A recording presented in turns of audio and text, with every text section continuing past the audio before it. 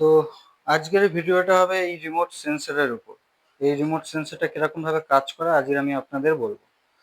তো 3 রকম সুইচ আপনারা দেখতে পাচ্ছেন। একটা তালা লাগানো খোলা অবস্থায়, একটা তালা লাগানো অবস্থায়, আর মধ্যিখানে একটা স্টার বাজতে পারে। তো মধ্যিখানের সুইচটা যদি আপনারা ডবল প্রেস করেন, সরি এটাকে প্রথমে অফ করে নিন, তাহলে আপনারা বোঝাতে সুবিধা হবে।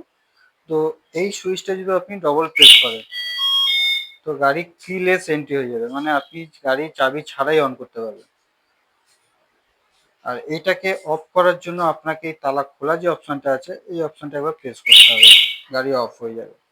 এবার এইটা দিয়ে আপনি অ্যান্টি থেফট অ্যালার্মও আছে, এটা কিভাবে কাজ করে সেটাও আমি আপনাদের একবার দেখাবো। তো এই নিচের যে লক অপশনটা আছে এই বোতামটা একবার প্রেস করলে গাড়ি লক হয়ে যায়।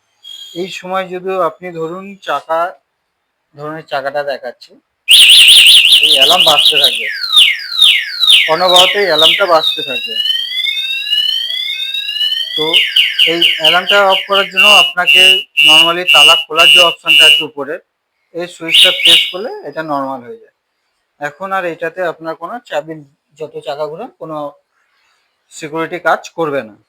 তো এইভাবেই রিমোটটা ইউজ করে। তো যারা যারা এই ভিডিওটা প্রথম দেখুন লাইক করে দিও, সাবস্ক্রাইব করে দিলে আমার চ্যানেলটাকে এরকম আরও ভিডিও দেখার জন্য। Thank you.